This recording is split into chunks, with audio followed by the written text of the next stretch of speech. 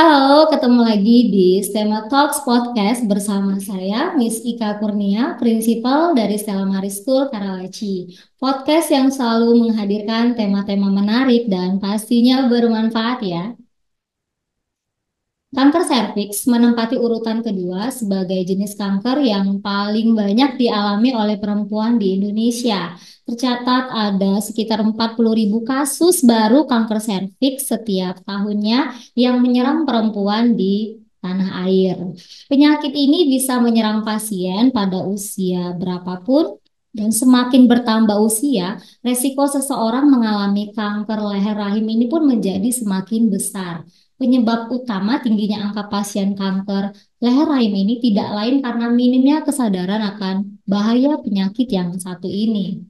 Apalagi pada stadium awal kanker serviks cenderung tidak bergejala. Meski begitu, kanker serviks adalah satu-satunya kanker yang dapat dicegah dan didiagnosis sejak dini. Selain itu, pencegahan lainnya juga bisa melalui vaksin HPV. Nah, sudah ada nih bersama saya sekarang di tempat ini yaitu Dr. Gracia Meriana Rosalin Gerardi Rau SPOG dari Rumah Sakit IMC Alam Sutra. Halo, Mams and Dad. Ya. Nah, oh iya sebelum itu sebelum kita lanjut, saya ingin memberitahu nih untuk semua Mami and Daddy parents di sini kalau akan ada giveaway berupa dua voucher pap smear dari Rumah Sakit IMC Alam Sutra. Dan untuk pemenang dengan pertanyaan terbaik yang pastinya beruntung. Jadi bagi Mami and Daddy yang mau tanya, boleh langsung aja tanya ketik di chat room dengan format nama, nomor telepon, domisili, dan langsung pertanyaannya. Nah, sebelumnya kita mau kenal lebih jauh nih tentang Dokter Gracia ya. Biasa panggilannya seperti itu Ya, ya, Dok ya. betul. Oke, kita mau tanya-tanya nih, kira-kira Dokter Gracia ini praktek di mana ya? Ya, nama saya panjang ya, Miss ya. Dr. Gracia Mariana Rosalin Gerardi Rau, spesialis obstetri ginekologi. Saya praktek di Rumah Sakit IMC Alam Sutra dari Senin sampai Sabtu. Wow, masa padat ya ternyata Dokter Gracia. Oke, mungkin dokter boleh sharing sekilas tentang apakah sudah pernah menghadapi kasus kanker serviks ini? Wah, kalau kanker serviks sih jujur banyak ya sekarang Mhm. di Indonesia ya. Apalagi di daerah Tangerang, kanker serviks tuh kalau dulu zaman saya sekolah, mungkin kanker serviks banyak di usia 50-an, 60-an tahun untuk wanitanya ya. Tapi ternyata sekarang seiring perkembangan zaman dengan virus HPV yang semakin banyak, maka semakin mudah sebenarnya usia yang didapatkan. Jadi kadang-kadang 30 tahun, 40 tahun, bahkan 20 tahun, 28 tahun saya pernah dapat positif kanker serviks. Dan itu adalah usia reproduksi banget yang benar-benar sangat masih dini ya dapatkan gitu. Belum sama infeksi HPV-nya. Bahkan infeksi HPV sekarang bisa jadi dari usia belasan tahun atau mungkin 20-an rata-rata ya yang kita detek dari pap smear itu bisa kedetek positif. Oke, baik. Sebenarnya kanker serviks itu apa sih, Dok? Oke. Jadi kanker serviks ini adalah jenis kanker yang berkembang di leher rahim. Leher rahim itu di bagian bawah di antara rahim dan vagina.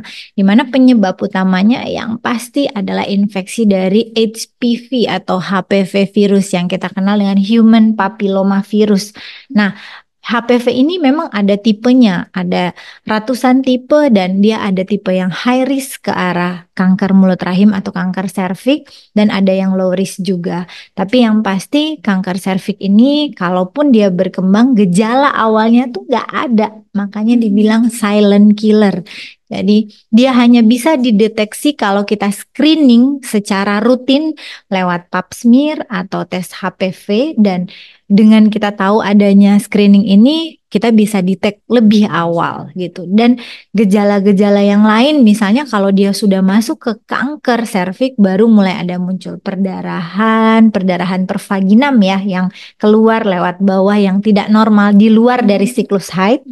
Nah, perdarahan ini bisa periode menstruasi yang memanjang, atau bisa setelah berhubungan seksual atau berhubungan intim tiba-tiba ada keluar darah, atau bahkan misalnya sudah menopause terus tiba-tiba ada perdarahan lagi. Nah, gejala yang lain misalnya ada nyeri panggul atau ada keputihan yang tidak biasanya atau berulang. Yang pasti pencegahannya bisa kita lakukan dengan vaksin HPV.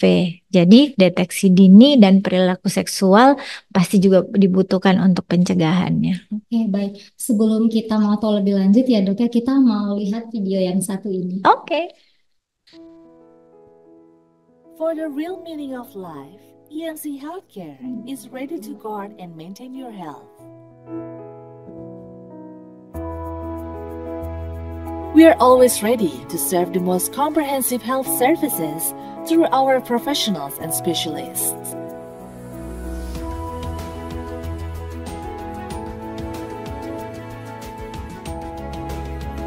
EMC Healthcare are committed to serve with the best services by prioritizing empathy and integrity.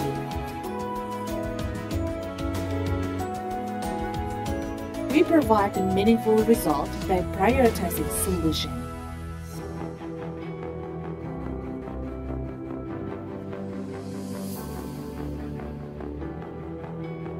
And we're always innovating through our best health experts and paramedics. The digital transformation era has driven us to a better future. EMC Healthcare are developing the digital hospitalization experience, which contains the better healthcare solution and comfortable access for our valued customers. EMC Healthcare upholds quality and patient safety in every health service provided.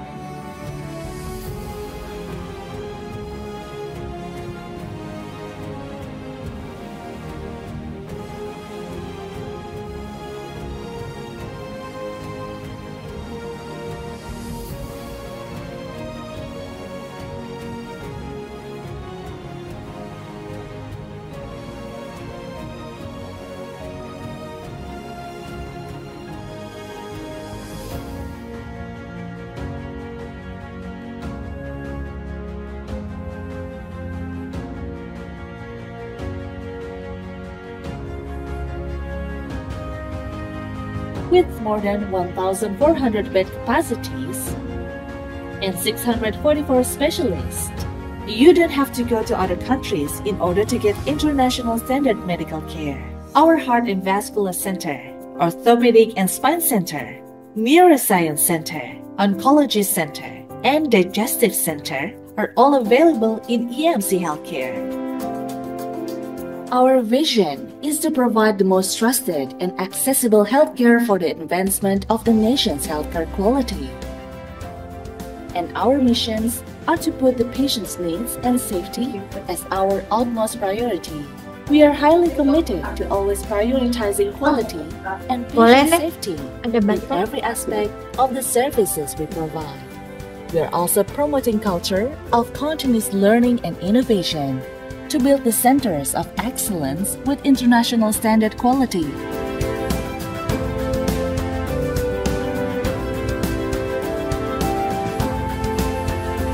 Trust our valued health with the experts.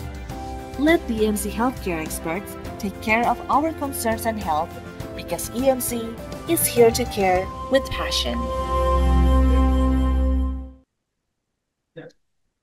Oke nih, balik lagi nih dok. Saya jadi makin penasaran nih tentang kanker serviks ini. Nah, apakah kanker serviks ini kira-kira bisa terjadi pada anak-anak dan seberapa umum kasus seperti ini terjadi di Indonesia? Oke, jadi sebenarnya memang pasien kanker serviks pada anak tuh sangat jarang terjadi. Kanker serviks ini umumnya terjadi di usia kurang lebih 30 sampai 50 tahun, seperti tadi yang saya bilang. Dulu malah 50 sampai 60 tahun, tapi seiring perkembangan zaman, HPV ini makin meningkat, maka akhirnya turunlah dia usianya 30 sampai 50 tahun sudah terinfeksi dan sudah terdiagnosa kanker serviks. Itu sebabnya si HPV ini memang ditularkan paling sering dari kontak seksual ya. Sesuatu yang tidak umum sebenarnya terjadi pada anak-anak. Tapi di Indonesia dan cukup banyak negara lain sebenarnya kasus kanker serviks pada anak nih hampir tidak terdokumentasi karena memang jarang banget terjadi. Lebih sering tuh ditemukan pada wanita yang sudah aktif untuk berhubungan secara seksual dan rata-rata pasti memiliki riwayat infeksi HPV. Batasannya adalah ketika mereka berhubungan seksual di bawah usia 21 tahun. Gitu. Baik. Lalu berarti virus HPV ini sering dikaitkan dengan kanker serviks yang bisa mempengaruhi anak-anak ya. Ya. Tadi dan pada usia berapa kira-kira resiko ini mulai muncul? Oke, jadi HPV atau Human Papilloma Virus ini itu sangat umum. Sebenarnya siapa aja ya, dia bisa kontak yang langsung dari kulit vagina ke kulit vagina. Jadi dia infeksi benar-benar dari seorang yang terdeteksi, termasuk yang pasti melalui kontak seksual. Dan yang jelas ketika seorang wanita atau seorang perempuan yang berhubungan seksual di bawah usia 21 tahun cenderung untuk sangat-sangat tinggi angka kemungkinan kanker serviksnya nanti. Karena ketika dia terinfeksi si HPV atau Human Papilloma Virus ini, dia tuh akan ada muncul gejala kanker setelah 15 sampai 20 tahun ke depan. Makanya kenapa banyak kanker serviks yang terdetek di usia 30-an ke atas. Sedangkan kalau pada anak-anak biasanya kanker serviks ini lebih ke misalnya hubungan antara ibunya kanker serviks, kemudian dia hamil dan melahirkan, ada kecenderungan untuk lewat di sawar plasenta. Tapi itu memang kemungkinan yang kecil ya sebenarnya. Kemudian bisa juga sebenarnya pada infeksi yang genital misalnya pada anak-anak HPV. Jadi HPV ini kan tipenya banyak ya, nggak harus langsung kanker serviks. Misalnya kayak kutil kelamin gitu lah. Itu juga bisa. Jadi pada anak-anak biasanya infeksi HPV yang kita temukan seperti itu. Oke, wow. Ini sangat penting ya kita. Nah, khususnya untuk para orang tua nih, kira-kira penting nggak sih orang tua untuk memahami resiko kanker serviks ini pada anak-anak mereka sejak dini? Waduh, itu penting banget ya, penting banget. Terutama ya yang nomor satu itu pencegahan melalui vaksinasi. Karena sekarang kan vaksinasi di usia 9 tahun sudah bisa untuk dilakukan vaksinasi. Biasanya usia 9 sampai 14 tahun itu kita bisa berikan vaksinasi dengan 2 dosis. Dan itu sangat-sangat efektif karena ketika belum melakukan hubungan seksual sama sekali di awal usia yang sedini mungkin dari usia 9 tahun, ketika kita berikan vaksinasi, jujur itu sangat-sangat efektif banget dan benar-benar protektif banget untuk vaksinasinya gitu. Dan yang kedua, orang tua wajib edukasi secara dini. Mungkin untuk edukasi mengenai hubungan seksual atau mengenai sex education itu sangat-sangat jarang untuk di Indonesia ya. Baru mulai mungkin akhir-akhir ini ketika semakin marak juga kasus seksual di Indonesia, kemudian semakin marak juga angka kejadian kanker serviks di Indonesia. Jadi sebenarnya edukasi secara dini tuh penting banget gitu. Oke, tadi vaksin HPV ya tadi. Ya. Oke, jadi perannya vaksin HPV ini dalam mencegah kanker serviks pada anak-anak itu apa ya? Lalu batasan usianya tadi 9 sampai 14 tahun. 14 tahun. Ya. Kira-kira perannya vaksin HPV ini seperti apa ya, Dok? Jadi HPV atau Human Papilloma Virus ini vaksinnya tuh dia penting untuk pencegahan kanker serviks, di mana saat ini ada 9 tipe yang dia cover untuk pencegahan vaksin untuk pencegahan kanker serviks. Kalau dulu kita mulai dari vaksin yang masih 2 tipe, kemudian kita jadi 4 tipe. Nah, sekarang dia jadi 9 tipe. Kenapa 9 tipe? Jadi dia bukan hanya mencegah untuk kanker serviks saja, tapi dia juga bisa mencegah untuk kanker vulva, kanker vagina, kanker penis. Untuk laki-laki pun bisa disuntik untuk saat ini, sampai kanker orofaring atau nasofaring itu sangat-sangat bisa untuk mencegah atau menjadi apa ya, protektor gitu ya, supaya ketika berhubungan seksual pada nantinya, terutama setelah 21 tahun, itu akan membuat sel dari mulut rahimnya itu berkembang jadi lebih baik dan benar-benar terproteksi banget gitu. Oke, baik. Nah, selain vaksinasi tadi, apakah ada langkah-langkah pencegahan lain yang bisa diambil oleh orang tua untuk melindungi anak-anak kita ini dari resiko kanker serviks? Jadi kalau selain vaksin ya, kalau buat melindungi yang pasti vaksin itu nomor satu lah, pencegahan yang paling primer, terutama untuk anak-anak ya, karena memang sangat-sangat berguna dan sangat-sangat bagus gitu. Tapi ada beberapa strategi tambahan yang harusnya mungkin moms and dad pelajari ya, seperti nomor satu, edukasi seksual yang tepat ya. Edukasi seksual yang tepat nih di sini ya, pendidikan tentang seksualitas, terus mengedukasi bagaimana pentingnya melindungi diri misalnya, karena ya saat ini sex education tuh sangat-sangat penting menurut saya ya. Betul. Mungkin masih kadang-kadang ada beberapa orang tua merasa wah ini awam banget, Tabu. bagaimana cara menjelaskannya. Iya. Tapi harus bisa mom and dad tuh belajar bagaimana cara mengedukasi anak-anaknya, karena zaman semakin maju, apalagi digital semakin maju. Jadi promosi kesehatan tuh penting banget, termasuk yang kedua nih ya, masalah gaya hidup. Kan anak-anak melihat ya dari orang tuanya. Kalau orang tuanya misalnya pola hidupnya nggak sehat, nggak suka olahraga, dan yang paling penting salah satu faktor predisposisi dari kanker serviks ini adalah merokok. Nah, mungkin ada beberapa entah mamsnya atau dadsnya yang merokok, itu salah satu pola hidup.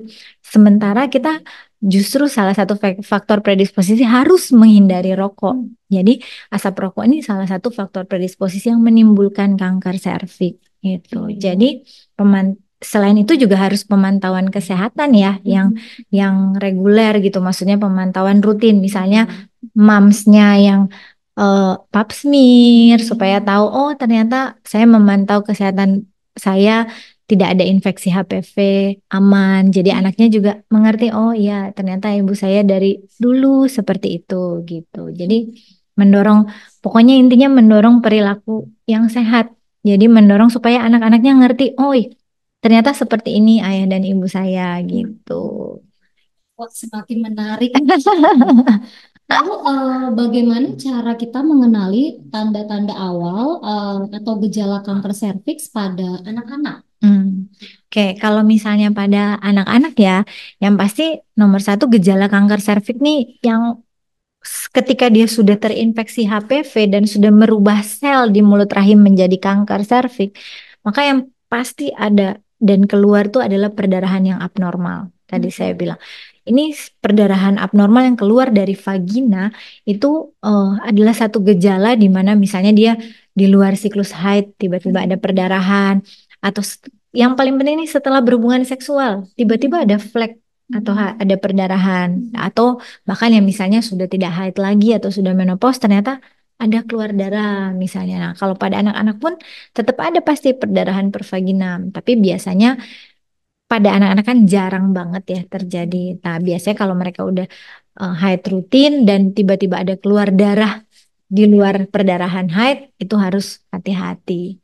Kemudian gejala yang kedua, kalau misalnya ada cairan abnormal yang keluar, misalnya keputihan berulang, keputihan yang baunya tidak enak, yang kadang-kadang ada campur darahnya, terus yang misalnya ada tanda gatal gitu. Jadi keputihan yang memang dan selalu berulang, yang nggak cuma sekali gitu.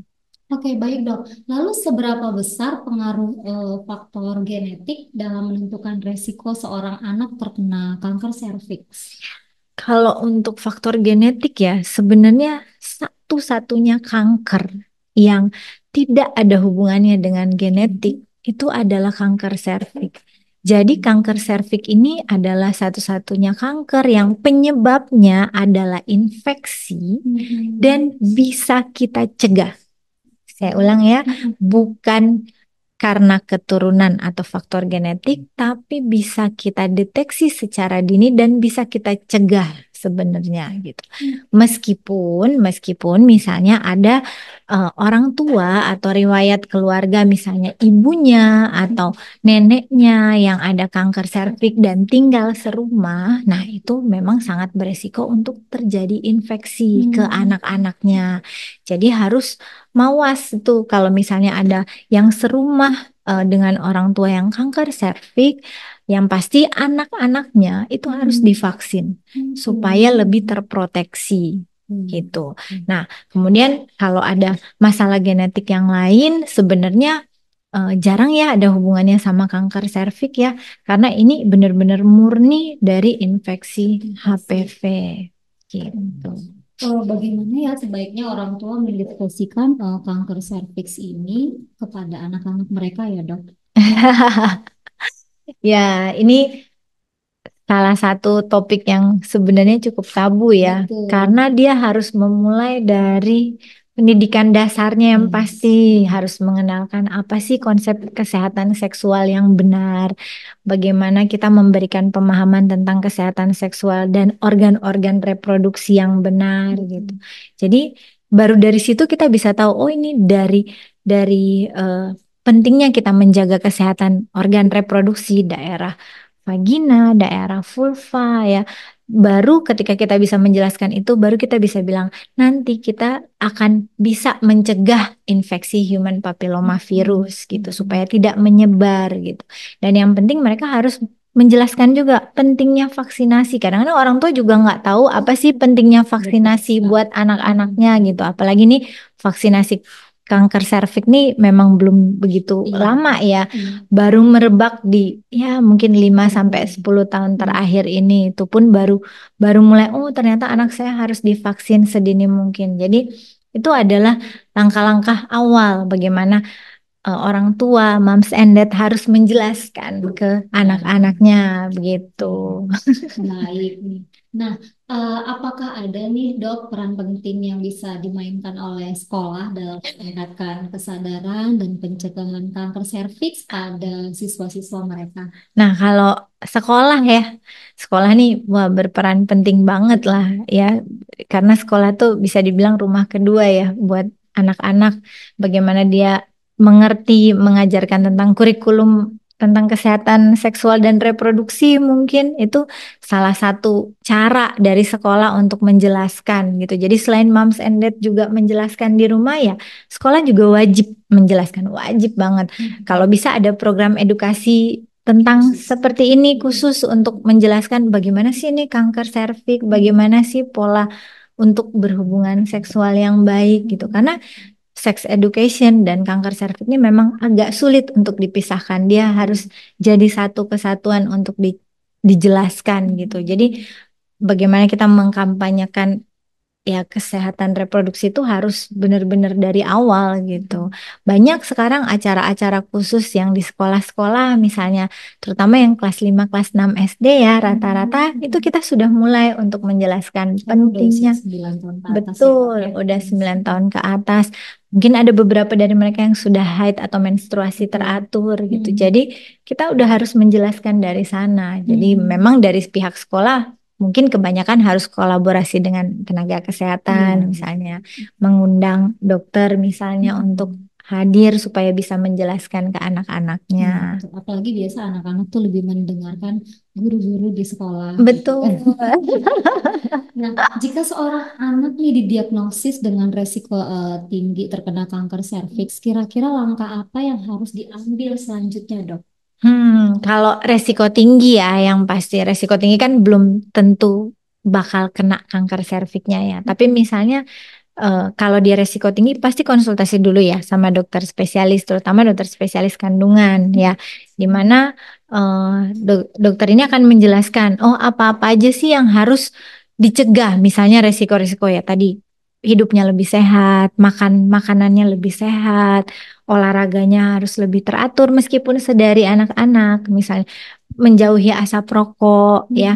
Kemudian bagaimana intinya setelah menerapkan pola hidup sehat, bagaimana kita menjelaskan juga supaya harus hati-hati dengan lingkungan sekitar, supaya pada saat proses misalnya di toilet atau di kamar mandi, bagaimana mereka membersihkan organ intimnya supaya mencegah resiko terjadinya infeksi HPV dari toilet atau dari WC umum misalnya. Itu juga perlu diajarkan sebenarnya dari awal sedini mungkin. Selain itu, ya mungkin kalau memang ada risiko ke arah sana, anak-anak tuh sekarang selain pap smear atau selain dilakukan teen prep untuk cek HPV DNA, kita juga bisa melakukan pemeriksaan dari urin atau dari kencing. Jadi untuk anak-anak atau yang belum pernah melakukan hubungan seksual, sebenarnya ada pemeriksaannya juga yang dari kencing supaya kita bisa detek nih sedini mungkin ada nggak sih dia terinfeksi HPV misalnya entah dari eh, lingkungan sekitar, dari toilet umum atau dari orang tuanya yang terkena di rumah serumah. Jadi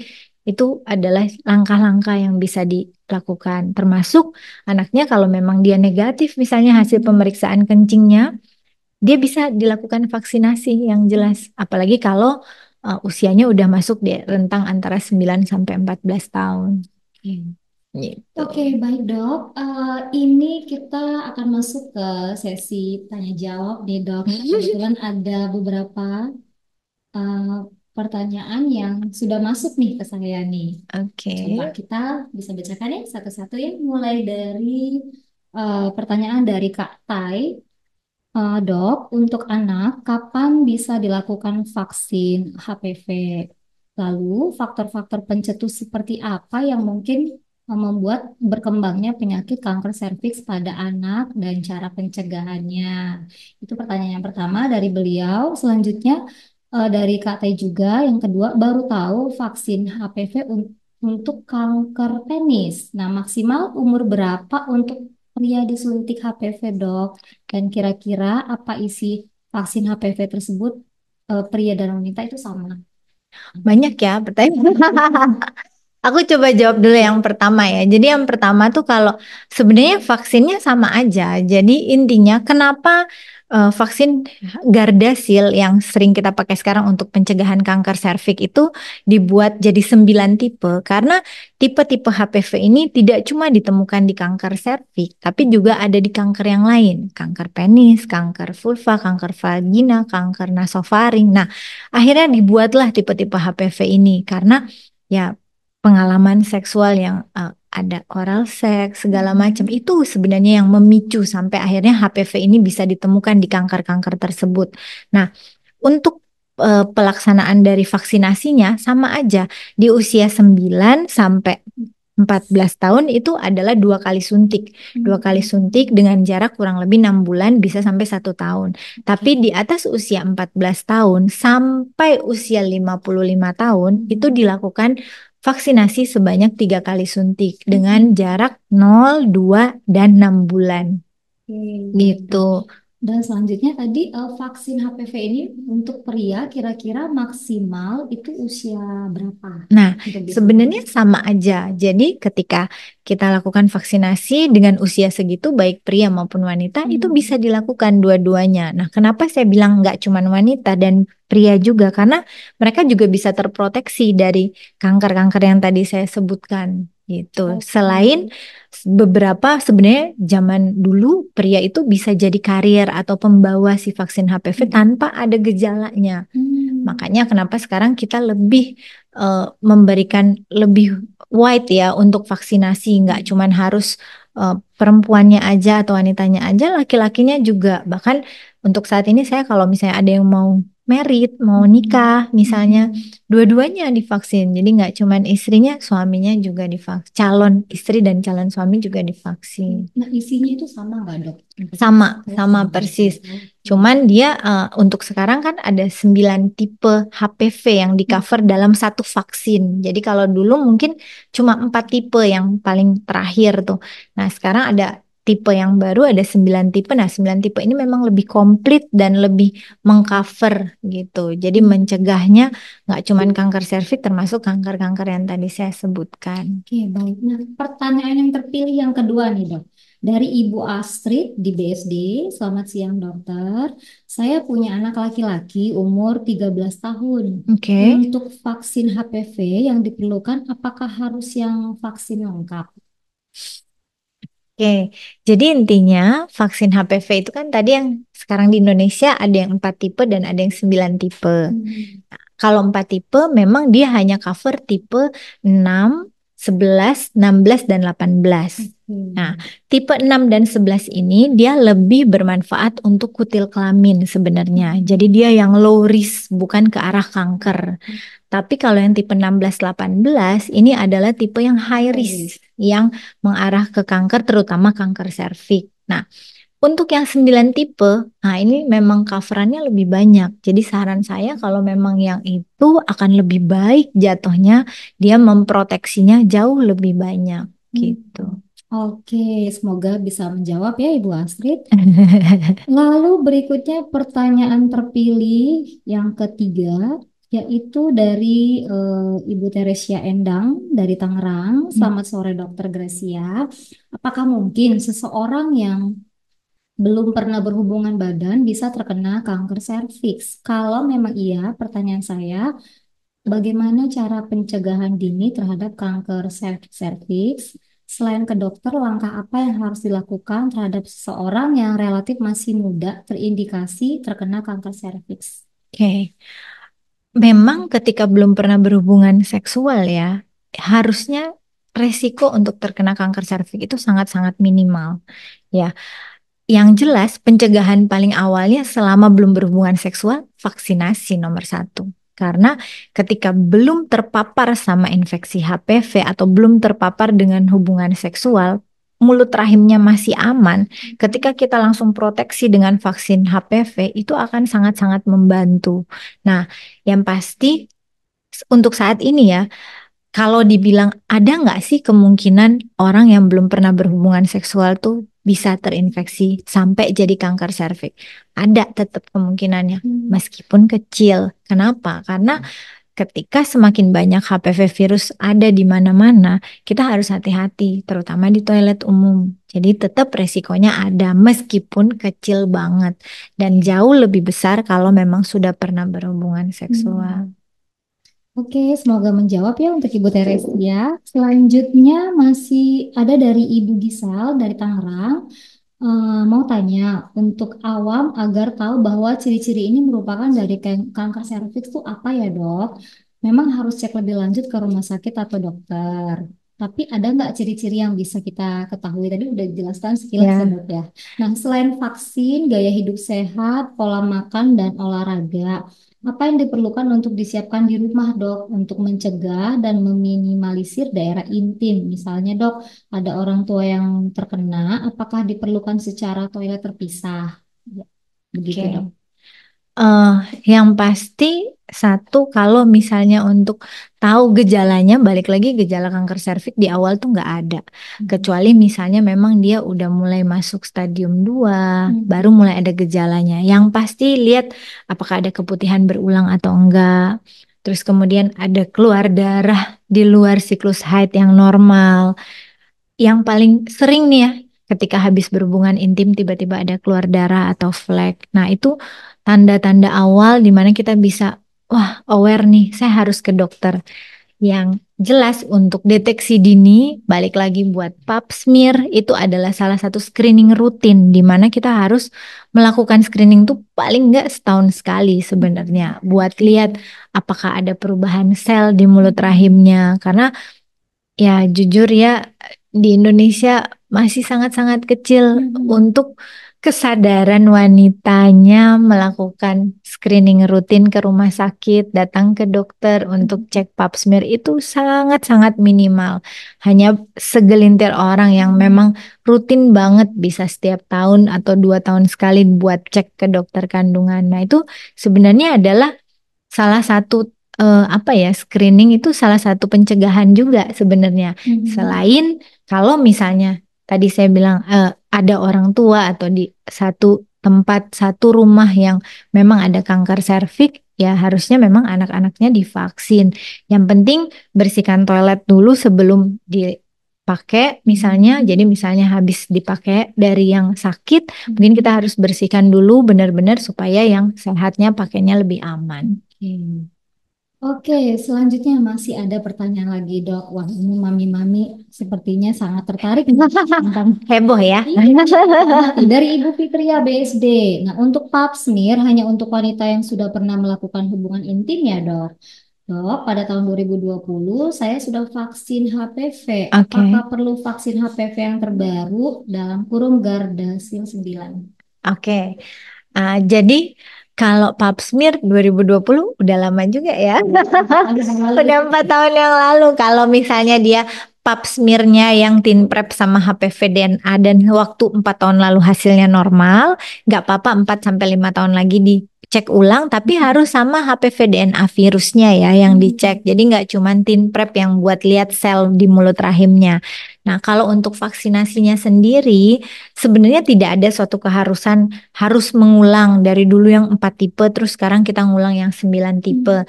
Tapi ketika kita sadar, wah ini coverannya lebih banyak nih, yang nggak ada salahnya juga. Kalaupun mau diulang, tapi tetap suntiknya harus 3 kali ya, di waktu rentang 0, 2, dan 6 bulan. Ya, semoga menjawab ya Ibu Fitri ya. Masih ada lagi dari Ibu Heni, Jakarta. Selamat sore dok. Saya mau tanya, bagaimana cara agar anak-anak dapat lebih aware untuk menjaga organ vital mereka selain diberikan seks edukasi atau juga vaksin HPV? Oke, jadi ya anak-anak tuh harus diajarkan, misalnya mereka kan beraktivitas seharian ya, terutama di sekolah. Daerahnya lembab, bagaimana cara mereka mengganti pakaian dalam, bagaimana cara membersihkan untuk cebok dari bagian depan ke belakang atau bukan sebaliknya. Jadi itu adalah cara-cara kita untuk menjelaskan ke anak-anak apa yang dipakai, air yang mengalir misalnya. Terus untuk pembersihnya apakah cuma ada di area depan, jenis pembersih apa juga perlu kita ajarkan kan. Tidak semua sabun itu aman ya. Paling nggak cari yang pH-nya oke untuk daerah vagina. Nah, itu harus diajarkan karena mereka jujur yang nggak mengerti, taunya siram aja selesai gitu. Padahal harusnya diajarkan caranya, proses untuk ceboknya, kenapa kita harus ganti celana dalam supaya nggak lembab ketika berkeringat, apalagi aktivitas di sekolah lari-larian misalnya, supaya tidak memicu terjadinya keputihan yang berulang gitu. Dan juga perlu diajarkan ketika ke toilet umum bagaimana cara kita membersihkan sebelum kita menggunakan toilet umum tersebut gitu, supaya mereka ngerti, dan itu harus sedini mungkin sih. Baik, pertanyaan berikutnya dari Ibu Desi di Tangerang. Untuk wanita dewasa yang sudah menikah, sebelum vaksin HPV harus melakukan pap smear dulu ya dok. Lalu berapa maksimal jarak waktu setelah pap smear untuk boleh melakukan vaksin supaya manfaatnya optimal? Setelah vaksin, apa tetap harus melakukan pap smear berkala atau sudah tidak perlu vaksin lagi? Oke, jadi pap smear adalah screening rutin di mana kita harus tahu, oh setiap tahun misalnya sel di mulut rahim kita aman nih gitu. Sedangkan vaksin itu adalah lebih ke pencegahannya aja. Meskipun sudah pernah divaksin, memang resiko untuk terkena kanker serviks tetap ada. Tapi lebih kecil kemungkinannya karena dia lebih terproteksi. Makanya kalaupun sudah vaksin, pap smear tetap harus dan wajib dilakukan sebagai screening rutin selama kita masih punya rahim dan mulut rahim terutama. Nah, yang pasti ketika kita sudah pernah berhubungan dan pengen vaksin, sebaiknya di pap smear dulu supaya tahu ada nggak sih infeksi di sana. Karena ketika ada infeksi HPV aja atau ada masalah di mulut rahim, ada perubahan sel di sana, vaksin tuh sudah tidak ada gunanya lagi. Makanya kenapa kita harus pap smear dulu. Ketika kita tahu hasil pap smearnya normal, sesegera mungkin harusnya langsung dilakukan tindakan vaksinasi supaya nggak jauh jaraknya gitu. Secepat mungkin, nggak ada jarak yang pasti harus berapa hari, harus berapa lama. Yang jelas ketika kita tahu ya sesegera mungkin langsung Langsung direncanakan vaksin. untuk vaksinasi. Masih ada lagi dari Ibu Christine. Sore dok, jika kita sudah menghindari faktor pencetus kanker serviks atau dalam kurung tidak berhubungan seksual terlalu dini dan tidak berganti-ganti pasangan dan sudah divaksin, apakah tetap masih bisa beresiko terkena juga? Dan untuk screening rutin pencegahan itu apa saja? Sebenarnya kurang lebih sama ya, Ya, Pak. kurang lebih sebenarnya sama ya. Intinya screening pap smear tetap wajib dilakukan ya. Apalagi kalau sudah vaksin ya harusnya resiko untuk terkena kanker serviks sangat-sangat minimal ya.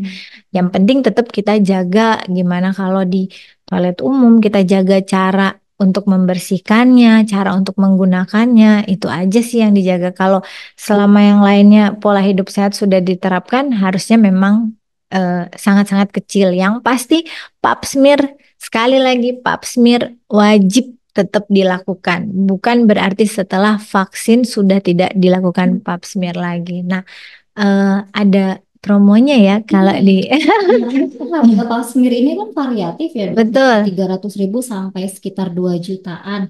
Apakah itu mempengaruhi hasil yang lebih akurat, Dok? Nah, sebenarnya balik lagi dari harga itu mungkin itu tadi yang saya jelaskan. Pap smear yang biasa itu kita hanya melihat di mulut rahim apakah ada sel yang ganas atau tidak. Dia memang ada bonusnya kita bisa tahu ada infeksi bakteri kah atau infeksi jamur. Itu dari tin prep namanya pemeriksaannya, pap smear tin prep. Tapi sekarang kita bisa cek juga yang namanya HPV DNA genotyping. Nah, sebenarnya kalau di luar negeri yang dilakukan pertama tuh HPV DNA genotyping. Karena mereka ketika tahu ada infeksi HPV baru mereka lakukan tindakan tin prep atau pap smear tin prep untuk tahu dari infeksi misalnya ada tipe sekian yang terinfeksi. Tipe ini udah merubah sel belum sih gitu. Nah, cuma di Indonesia HPV DNA ini memang agak mahal ya Mas Ian harganya. Mungkin masih sekitar jutaan. Jadi makanya orang lebih memilih untuk oke, kita tin prep aja. Tapi kalau dengan tin prep kita lakuin benar-benar setahun sekali, kita bisa benar-benar bisa mantau kok kira-kira ini ada perubahan sel atau tidak gitu. Oke, jadi tidak ada pertanyaan lagi? Oke, nah dok, ya ampun udah nggak kerasa nih. Udah hampir 1 jam berlalu kita ngobrol. Terima kasih untuk peserta podcast yang sudah mau meluangkan waktunya hari ini, Mami and Dedi, dan banyak banget yang sudah kita bahas bersama ya hari ini. Semoga yang di-sharingkan bermanfaat bagi kita semua. Dan mohon maaf jika masih ada banyak pertanyaan yang belum sempat terjawab.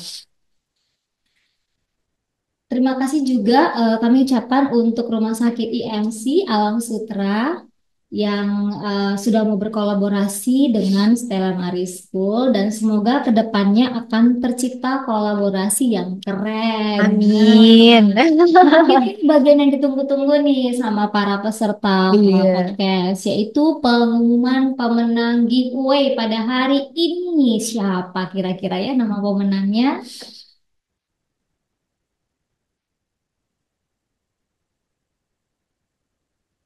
Ada lagi? Ya, pemenangnya coba saya cek dulu yaitu Ibu Astrid dan Ibu Kristi. Yeay. Selamat ya, Mami, untuk para pemenang. Nanti dari bagian Nanti dari tim marketing communication kami dari Stella Maris akan mengkonfirmasi melalui WhatsApp dan pastikan nomor WhatsApp yang diberikan terdaftar dan dapat dihubungi oleh tim marketing communication Stella Maris School. Nantikan podcast Tema Talk minggu depan setiap Jumat jam 3 sore bersama narasumber yang kredibel dan host yang kece-kece. Jangan sampai ketinggalan dan nggak daftar ya karena ini gratis, free. Buat yang tertarik untuk lebih tahu banyak tentang Stella Maris School, silakan follow sosial media Stella Maris School di Instagram kami yaitu @stellamaris.sch dan juga kita juga punya channel YouTube di Stema TV, juga ada TikTok Stella Maris School dan kunjungi website kami di www.stellamaris.sch.id untuk update terbaru dari Stella Maris School. Atau bisa juga menghubungi kami di nomor 0878 7278 5231 dengan format nama, usia, dan pertanyaan. Dapatkan informasi terbaru juga tentang event, podcast, dan promo dari Sekolah Stella Maris di Instagram kami @stellamaris.sch. Akhir kata, saya Miss Ika dan Dr. Gracia. Kami pamit undur diri. See you on the next podcast. Bye-bye. Bye-bye.